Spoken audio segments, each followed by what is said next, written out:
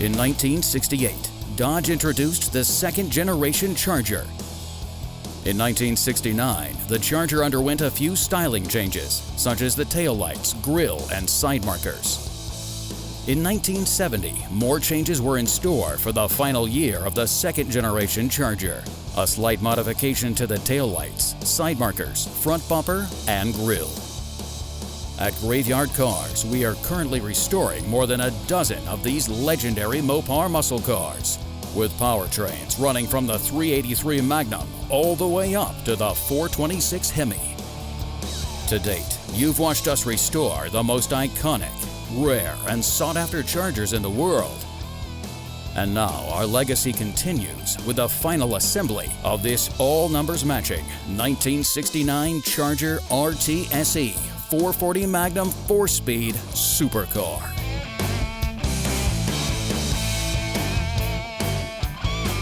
This is Graveyard Carz.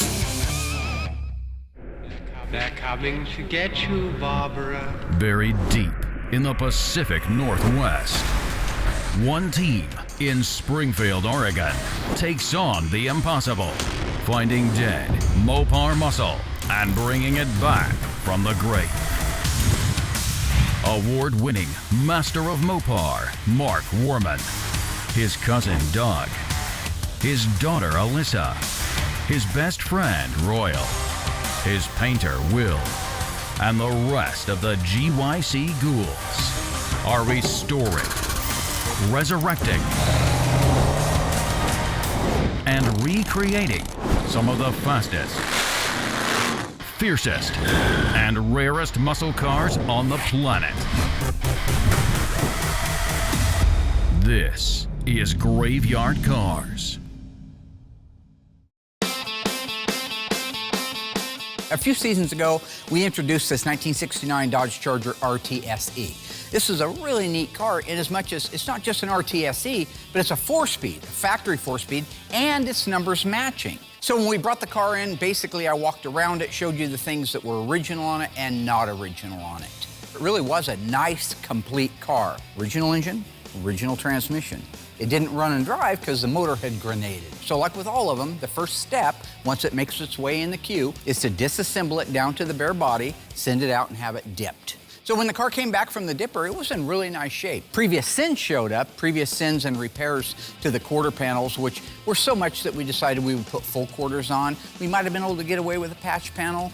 I always think that it's in the best interest these days, if you're gonna have that many patches, just to put a quarter panel on it. We did both quarter panels, trunk floor extensions, small patches in the wheelhouse, and the taillight panel. Now, because we have so many cars at Graveyard Carz, we can't feature every step of the restoration on every single car. We did happen to catch footage of the T7 Copper, beautiful color, being painted by Will, and it came out gorgeous. I'm excited to do T7. It's the first time we've ever done it. T7's nice. It's a gorgeous, gorgeous brown metallic. Because it's a metallic, we have to paint the car all as one. That way it guarantees everything matches nice. Once Will was finished with the paint work, they did the wet sanding, the buffing, got it all prettied up, did the undercoating on the bottom side, and it was ready to move into the assembly shop. We're about to put the back half of the car together. So this is a AMD bumper.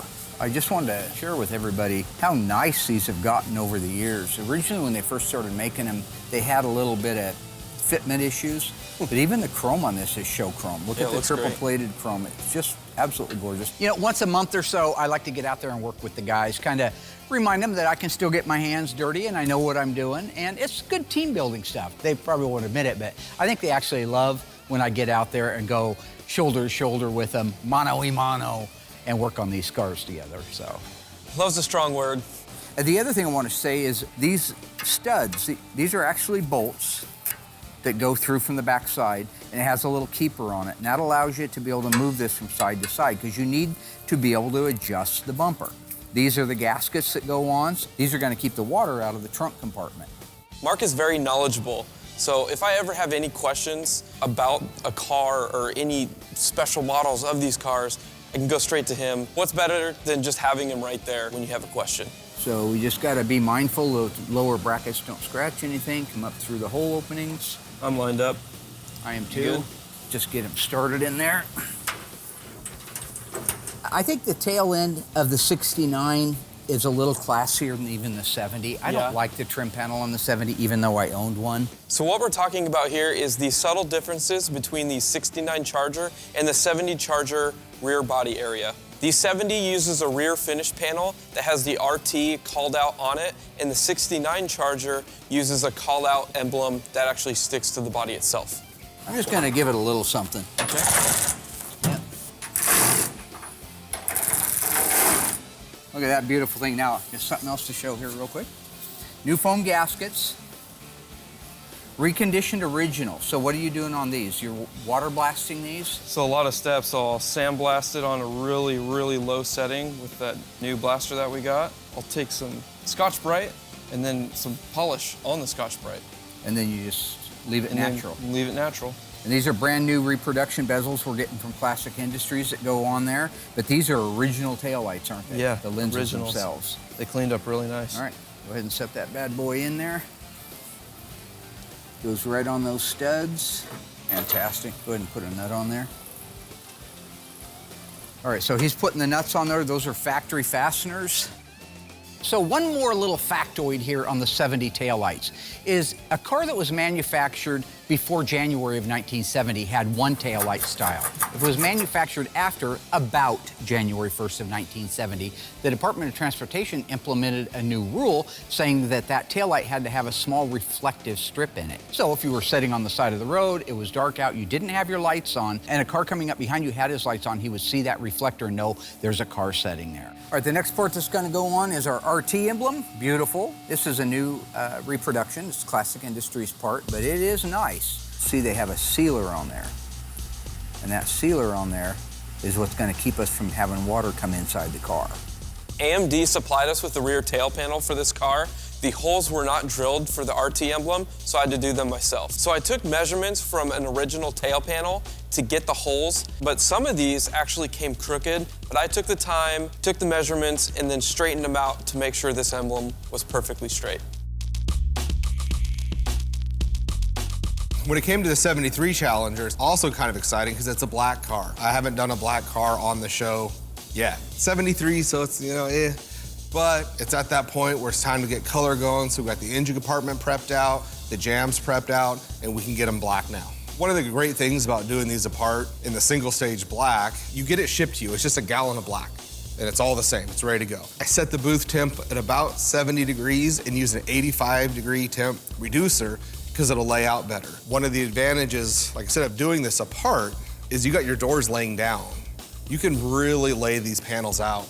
So it's super nice to do this whole process in the way that we're doing it. The only downfall is the body guys really got to be careful putting it together, but we have a good team. So this car is going to look great from start to finish.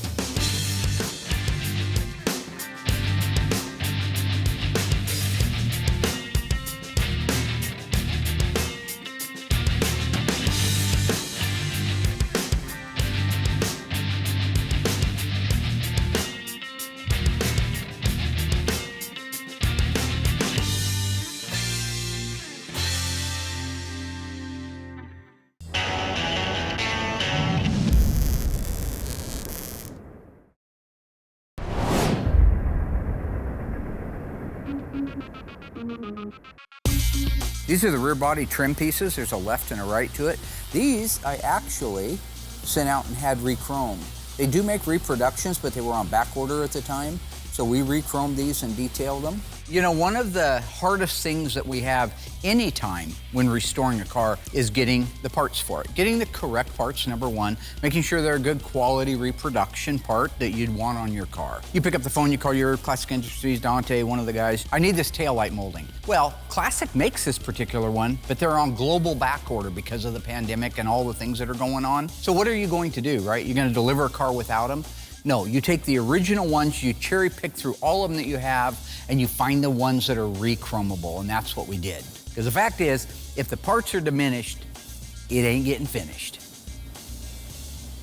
So that's a Johnny Cochran right there, in case you're wondering. If the glove don't fit, you must have quit. OJ was trying to put the glove on, he was all, dude, tongue like this. So he's an actor. The screw, there's one screw that goes in down here. Okay. There you go. Could you get a longer one? Yeah. One that would go like 5 feet away from the car? Why would you have a screwdriver that long? Because my other one's Because you've lost your number 2. My other one's at home. Typical mechanic. That is a number 2. Go ahead and bring that thing in there. Boy, that's nice. Okay, so he's going to tighten that down, and now we'll put the cross piece on. Now, when you see parts going on like these moldings, and they just seem to fall on, all the moldings fit real nice, and the taillight openings are great, that isn't by accident. That's by design. We pre-fit every one of those pieces of trim on the car way back in the metal stage. Then we also fit them all the way through the mud stage, because sometimes you have to build a corner up so that you won't have a gap underneath it. So the ones that are out there doing these body and paint restorations, and you see that the back windows don't fit, or the taillight moldings don't fit, or the side marker opening, it's because they didn't pre-fit them. It is always by design when our cars look the way they do when they're finished.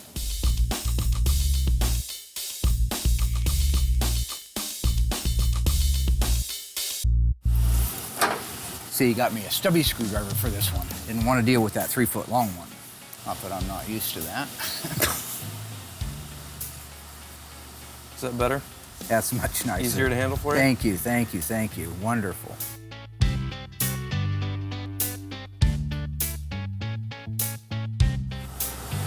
Great. Remember, ridges always go up like that, so we know this is the top of the cylinder. This gasket will keep the water from going in. And then this is the retaining clip, which is a torsion clip. It'll go on like that right there. All I'm talking about there on the key is that if you're a Chrysler person, you've been around them, something unique about them is that when you put a trunk key in the cylinder, or an ignition key in the cylinder, or a door key in the cylinder, the ridges go up. The flat spot of the key is down, the ridges go up, and that's because the tumblers are on the top side of the locks. All those little keyed tumblers are up there, and it pushes them up and down accordingly. Now, a GM being a loser car, thumbs down, all the ridges go down on it. And because Ford doesn't know what it is, it has ridges on both sides. And lined up there. Perfect.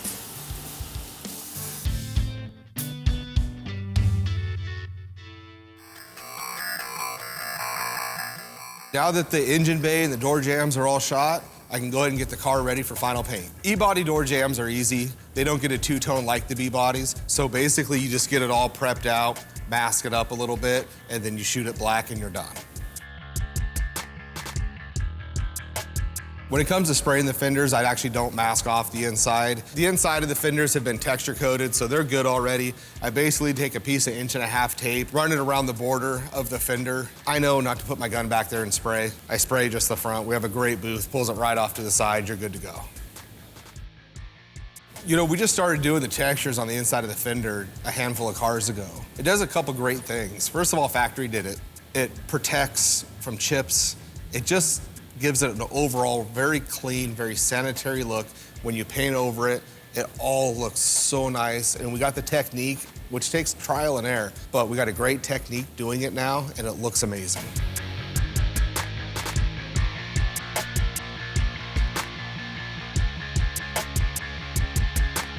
With all the jam work being knocked out, at that point, let it sit for a few days where I can turn the doors over, mask out the fresh jammed area, and then do the final paint. And because it is black, I can paint the whole thing apart, buffed apart, put together. Makes the process a little bit quicker. All right, last pieces are the backup lights. So on the backup light, there's actually SE writing that says 69 and R. This is glass. This is stainless steel. On the back side, you have a gasket, and again, an original housing, an original pigtail on it. You just go in here, you have to make this plug in here. You'll notice that on the reverse lights, there's only one wire going to them. That's because the housing itself grounds through the body. So when you put those 2 screws through that stainless steel, the body of the backup light is being grounded by the car, and all it needs is a power source. All right, well with that, we're gonna go ahead and put the Bumblebee stripe on next, and then the side markers. Yeah, that'd be cool. And before we're done, I just want to put a little power to those backup lights and see if they work. Oh yeah. So go ahead and go around. I hooked up that jumper wire. Let there be light. Genesis chapter 1, verse 3. Biblical.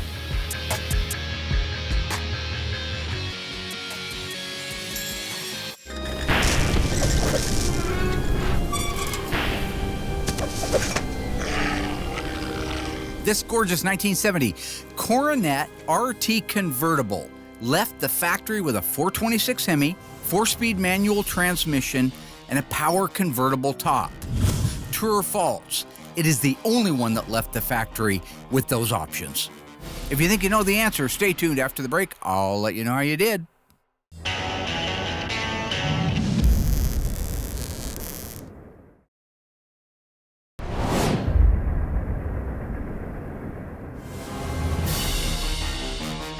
All right, ghouls, how did we do on that one? Is this 1970 Dodge Coronet 426 Hemi 4-speed convertible top the only one that ever left the assembly line with those particular options? If you said true, you were wrong. Bit of a trick question, though, in fairness to you. The fact is, there were 2 of these cars built. The other one has been gone since the 70s when it was totaled. So technically, it's the only car left on the planet, but in reality, 2 of these cars left the assembly line. Because these cars need to be perfect when they leave graveyard cars, I do like to get involved, and especially on a black car. Will's fortunate that I am here to help him, and I'm happy to help him. Little nick right there he can take care of. And I know he'll heed the things that I'm going over. It takes me a while, it takes away from my day. I know he respects and appreciates that, so I hope it really helps. You know, there's quite a few things I'm looking for when I go over these cars. I'm looking for any old lines from where one primer started and another one stopped that might give us a hard line underneath the paint. I'm looking for any shiny areas, or thingies as I used to call them. This area is always weird. He's still got some shinies right here, and a little bit at the front edge, where it could be not scuffed properly, and that could be an adhesion problem for the paint down the road. Maybe it's not wiped down properly. It has perhaps a tape line that didn't get sanded all the way out. Maybe there's a pinhole. I mean, these are all real things, and they're the kind of things that is so overwhelming for a painter to look over every square inch of a car. This is really helpful. It was always helpful for me when I was a young painter, getting help from the big brother figure, and I know Will really appreciates this too. It's gonna make this car just beautiful. So in the morning, he'll come in, address all those things, take him about an hour, hour and a half to massage those little areas out. He'll have to re-wax and grease it, blow it down, tack it, and it's ready to go. God, I hate this so much. When it comes to stuff like this is total respect. He just does this for you people at home. That's it. It does no benefit to my job. Putting tape on there is great if there was a problem, but I've been doing this a long time, there is no problem. He takes a car that's freshly waxed and greased, freshly tacked off, ready to spray, brings the camera crew in thinking they're gonna film something good.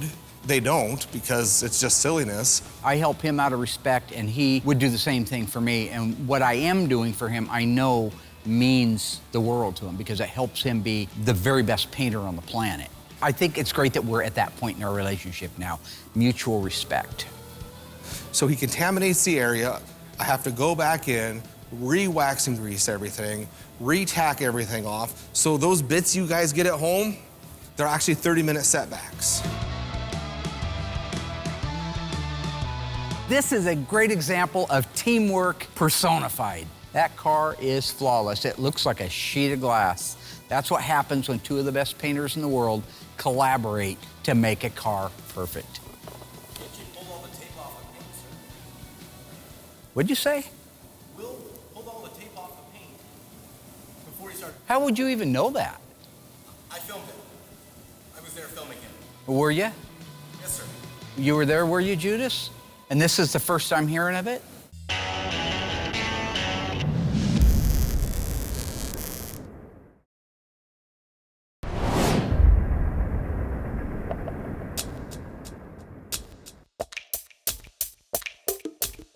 After I went in and redid all of Mark's silliness that he does for attention, at that point, we're ready to paint.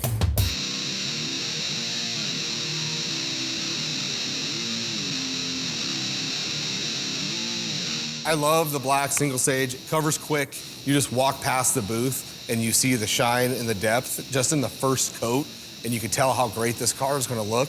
With 4 coats on it and buffed out and assembled, it's gonna look amazing.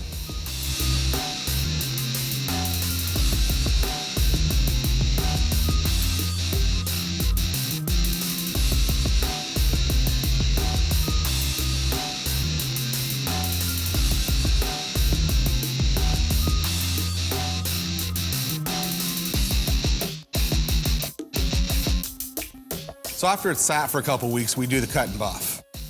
We got a bunch of cars to do, so we can literally just set this car to the side at that point, move on to another one. Once that 2 weeks is up, kick Noah loose on it.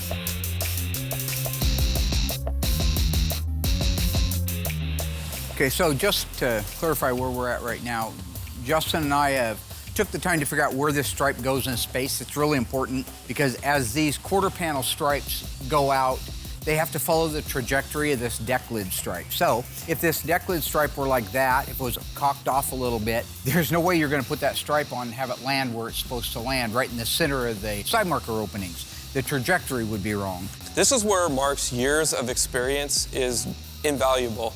So we have to put this up where we believe it goes, fit each quarter panel stripe, move this a little bit, fit them again, and we do that for about 20, 30 minutes, and right now we believe we have it exactly where it goes, so we're gonna install it. One other thing to point out here is these little black dots that you see. So the key is in the center of the body panel. So what we want is this peak that you can clearly see in the stripe right here, because you see this comes to a peak, right? To be aligned with that dot. So we know that left and right, this thing is where it goes. We got a dot right there and that dot right there. We want to go left, right, on it. So now we have all of our marks, we can put it together.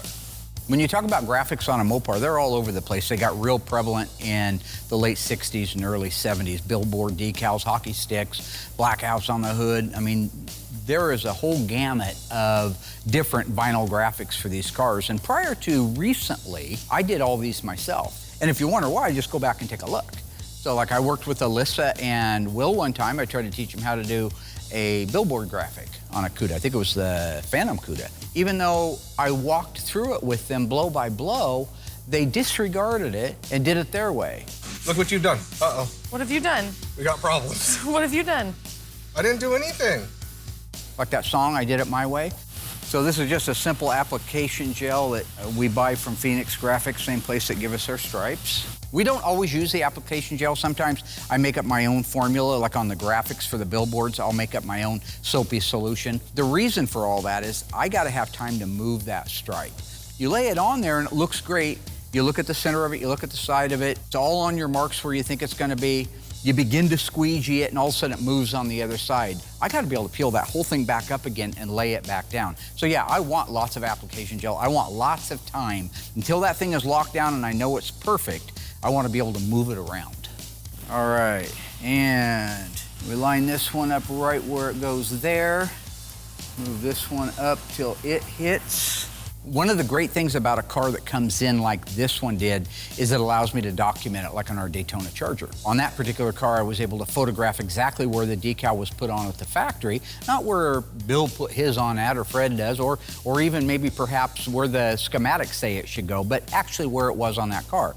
And that's one of the things that was a huge advantage on this car is it was a good original paint car when we started, so there was a lot of DNA markers. I was able to photograph and document exactly where that Bumblebee stripe went and duplicate it with the new stripe. So once you got the decal set into space and where it needs to go, one of the most tedious parts is squeegeeing out the application gel. A little messy, but that's okay. Not the first time I got a little messy.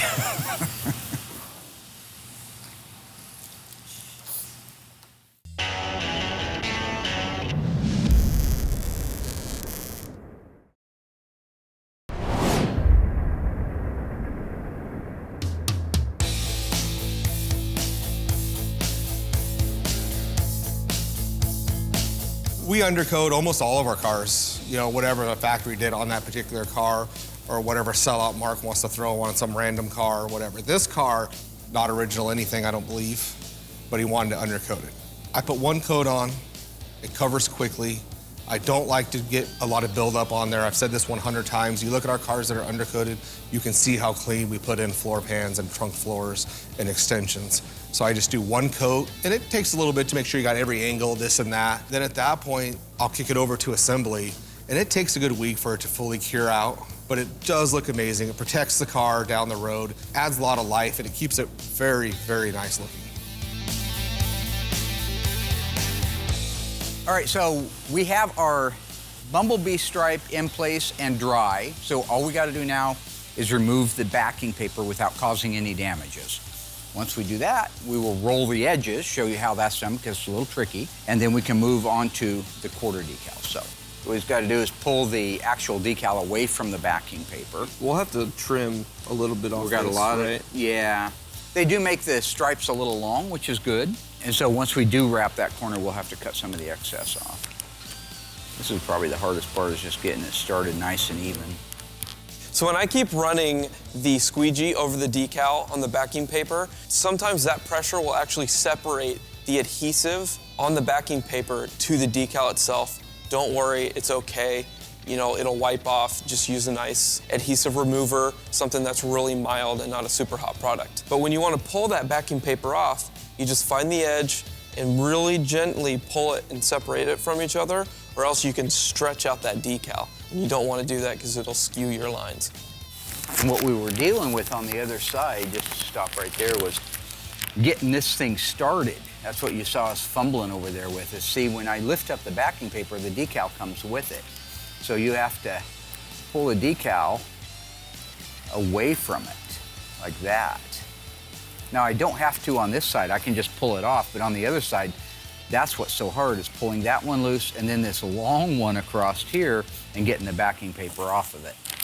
But right now, we're just going to remove this. Hopefully nothing silly happens.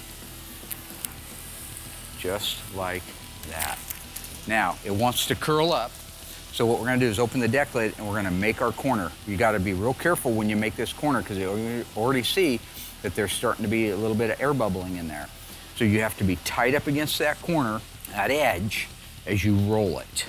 Wrapping the decals around an edge is more of a technique than anything. One of the first ones I did, I had some air bubbles and I didn't like it, so I think we ended up redoing it. Mark actually showed me a technique where I can pull the decal tight and wrap it around the corner so it doesn't cause any bubbles. We'll start with this one right here. It's got to come around this corner real nice and tight, so you want to press it up against there. Press it up against that edge, and then pull this tail tight like that. Then press it into place, just like that right there. Make sure it's down real good with your thumb or fingers, press in. We'll do this other outside one right here. Again, press it nice and tight while you're pulling here, around that corner, up into place. In a perfect world, it should land right there where this one did. But they do cut them a little long, so sometimes we have to trim along that seam. Now, this one's a little tougher because it's longer. So I'm just gonna go in segments. Press this down as I go right here. Now, does it matter if you start from the middle or? Probably better to start from the center. Oh, I never really okay. stopped and thought about it, but just keep rolling that corner, rolling it till you're around it. Once you do, then you can make that first press. Second one. Third. That one almost came out perfect, didn't it? Yeah, it looks great.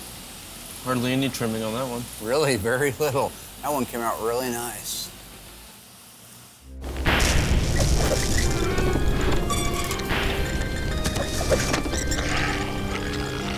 Turning back the clock on Graveyard Carz to Season 1, we restored this beautiful 1970 Inviolate Plymouth Roadrunner. What engine did it have? Was it 340, 383, 446 barrel? If you're true fans of the show and you've been watching for a long time, stay tuned after the break and let me know what you think.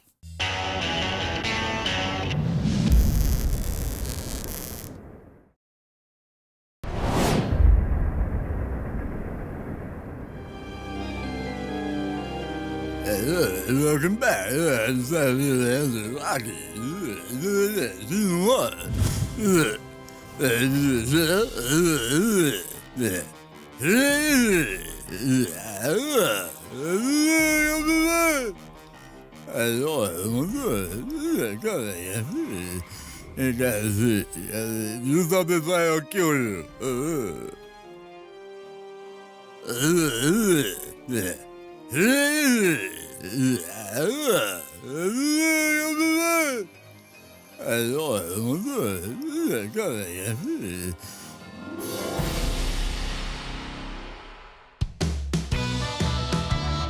The last thing I have to paint with the car being done and all the jam works is done is just the doors and fenders.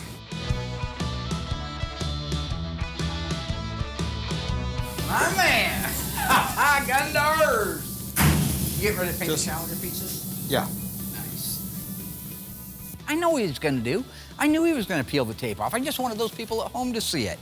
And that is exactly why I demanded that we do a paint off, that we walk into that booth mano-y-mano and lay some paint out, because he's too big for his britches. That TX9 black, 9300? No, 9300. 9300 PPG. TX9's different. Polyurethane clear. It's different. Huh. Marks everywhere. I mean, mentally also. But he just wants his hand in everything. This hand has laid out some paint jobs over the years. I painted the 1970 Dodge Charger RT 426 Hemi 4-speed burnt orange, white top, black interior car. One of 56 only built, probably one of only one ever made with that particular combination. I sprayed it, not Will. Is this a single stage? Yeah. Yeah, no, TX9 is different because it has 2 grams of black and 1 drop of white in it. Actually, it's not white, it's purple. Yeah. So I'm here to bond with you. We're talking about it's our monthly thing. No, it's... Yeah, every month we get together and we do a little bit of bonding. The Iceman and Willy Wonka. What's your handle? What is What do happening? you call it? World's Group Magic Hat? Yeah, Magic Hat. Going to do a little painting together. I'm probably at the point now, I'm just gonna go back to spraying and not telling anybody. Or Saturdays, those are my favorite. We don't bond. We bond very bond? good, yeah. Oh, that works out great, because I'm having actually the whole crew, camera guys and everything out to my house on Saturday. For what? Barbecue, What Saturday? this coming Saturday. You know I can't come this Saturday. There's a big difference between bonding at work and bonding in the social life, okay? I've been around a long time. I don't know what goes on out there in Dexter at his house. I see pictures on Monday of everybody. The audio guy sitting over there, he's usually blacked out upside down in a lawn chair. Will's always drunk and hugging everybody with some great big smile on his face. No women around, which frankly is the whole reason I would even go. Okay, so no, I don't want to go bond under those circumstances, all right? Okay, well, I'm gonna go paint 2 doors and 2 fenders. Yeah. And, Yeah, you're not a sellout. Show the fucking shirt! Show the fucking shirt! How much did you get paid for it? Is that the butt function for Junction? No, it's the show that you sponsor. I'll see you in the booth. No? No, sir. Hey, this is the guy I've been telling you about.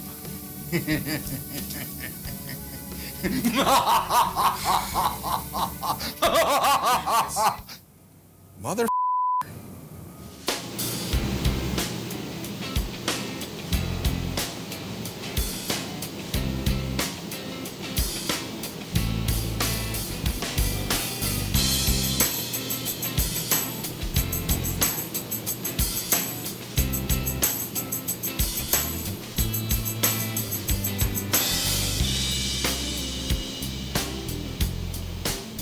You know, I don't get to paint that often, so when I do, I take it seriously. I think that it's a big responsibility. Materials cost a lot of money, and people look up to us to be the best. So when I go in there, it's game on for me. This is Super Bowl. It ain't Sunday, but it's Super Bowl for me. This is exhausting. I'm gonna get my 1,000 yards. You know, remember when Refrigerator Perry scored a touchdown in the Super Bowl? Yeah, that's me. The fact that I don't get to paint very often and that I've got a brand new paint gun that I have never used before, it takes a while to set them up. You want to set up the fan, you want to set up the pressure, you want to set up the volume, you want to make sure you don't have any leaks or something's going to drip on it, all right? It's like the preparation for a fight. You don't see Rocky Balboa just jump out of bed and then get in the ring with Apollo Creed and start throwing punches. No, he's getting in shape, man. He's getting ready. He's doing all the head bobbing stuff. He's running around in those stinky sweats, drinking a glass of eggs, right? Doing stuff with Adrian that supposedly, which has always bothered me, is she says in Rocky, I've never been in an apartment with a man. I respect that. She's very shy. She should be. But in the same scene, she's on the ground wallowing around with the Italian stallion. Do it to me. I just think the writing was off on that.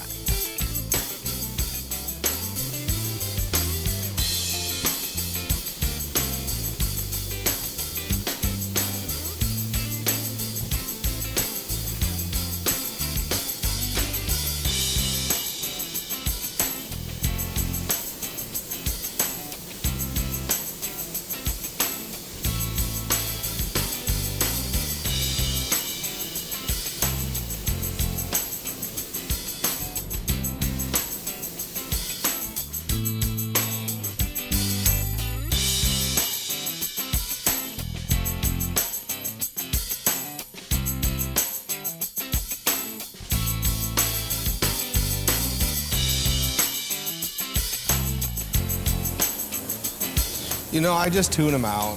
You know, whatever he thinks is wrong, it's not. I'll have to fix whatever he wants fixed, and I have to do it all later. Charlie Brown teacher.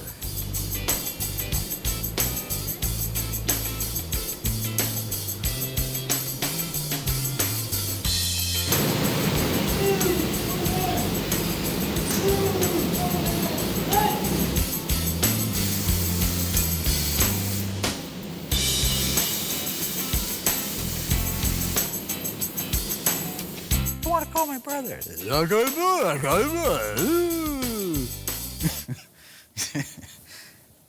I don't know.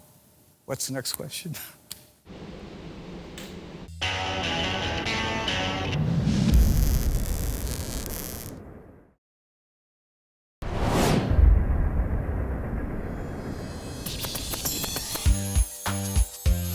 Okay, so the name of the game is just get this top set, but make sure your trajectory's right. So let me keep lots of juice on everything. Okay, go ahead and set that down. This style line that you see here should underline, very close to underline the R on the RT. That's what I've seen historically. And then you want the side marker centered in the opening of this black. And then the bottom tail should be pretty close to the bottom of the car. Yeah, like right there, I like that. Okay, so how is it for up and down? For up and down, we're a little low on this T. A little low, so it would need to come toward me? Yeah. But you want the bottom of that stripe all the way at the bottom of the quarter. Yeah. Well, we also got this, this corner here. Now that's right on the money there. Yeah. A little forward. I mean, you want to come down here and check? Does it need to go back? Yeah. Oh, well, it can go back a little bit. Can it? Yeah. See, I think our spacing down here now is pretty good. You got it where you like it? Yeah. Okay, I got it here. We're set now. Yeah, you're set now. No turning back. See that? Drives you crazy. You get bubbles. You get bubbles, folks. Where the decal wraps around the corner and goes down is a very critical area. You have to pull it tight while the other person runs the squeegee. It's not mandatory, but it sure does help. Okay, so we're good right to here now. So now's where we got to make this corner and not end up with anything funky. So double check and make sure that your trajectory is good. If we're gonna do anything, it's now. Still nice? Yep. Great. Pretty good. Okay, so I need you to pull tension down on that. In any situation, I don't care what it is, whether you're being judged for something or whether you're competing in something, whether you're waiting for the right answer, just don't panic. Be cool. Be the ice trade. Don't be like Will and like Alyssa where they panic and make all these mistakes and do things, steal cars and run paint and, you know, spray it against Sam. Be cool, man.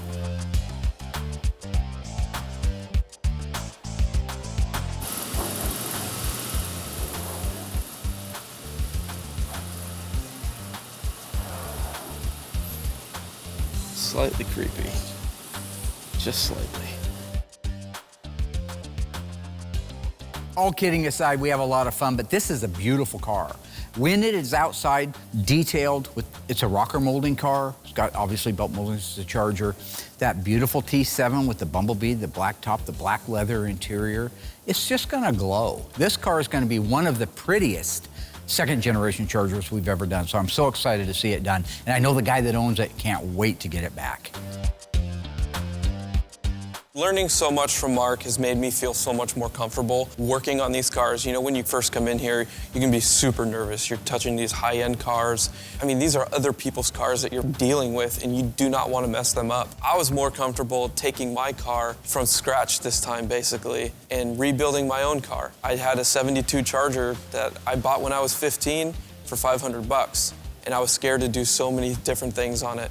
But after working here and learning from Mark, I was able to do that on my own car and make it my own and have a car that I've always wanted to have. So it's just been so great, and I'm not scared to work on somebody else's car at the shop.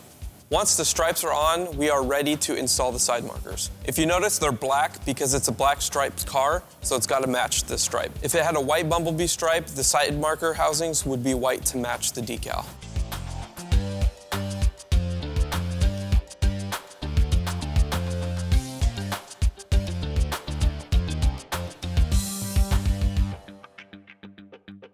Not to be biased, but I believe that the panels that I painted came out beautiful. I didn't even go over and look at Will's. I'm sure they're beautiful too. but I know Will. And I know 6 months down the road, he's gonna know I forgot all about it, because that's part of my charm. I do forget things. I wanna have it judged independently. Just bring somebody in that doesn't know anything, a simpleton. I have no idea why they wanted me to judge the paint. I'm a mechanic, not a painter, but Mark's the boss. That's my man, in there with the eyeballs. You worried? No, I'm not worried. To be worried. Why should I be worried? I'd be real worried. You saw it, it's like a sheet of glass. You know, then Doug coming in to look at the panels that have been painted. I don't know why I'm even in here. Well, it looks like the ocean has got waves in it. Ah, okay. Well, we don't want that one.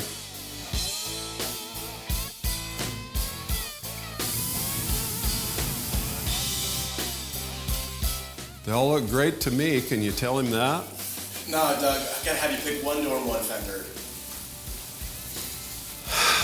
Looks good, looking good. Yeah, we'll just let him be his own judge. That's the most important thing, is just let him be independent and let him call it the way he sees it.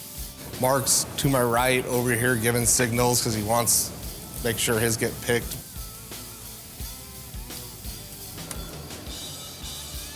I walked around them for a while. Looked like I knew what I was doing. This one looks pretty good. I like that one. And then I just mentally tossed a coin. They all look great to me. I couldn't tell who painted what. Oh, there he goes. He's done. What'd you think, Rooster? Pete, you got one coming. That much I can tell you. You know what happens when the elevator doors open on the apartment. Game over. Yeah, not saying that's gonna happen, but it's a threat. Well, am I Leonardo DiCaprio or? Oh, am don't I Matt flatter Damon? yourself. No, no. I'll be in your apartment. You're gonna come home with a bag of groceries, get ready to have a nice dinner by yourself. Boom, game over. Good luck sleeping tonight. Or maybe tomorrow night. Oh, Matt Damon's not bad.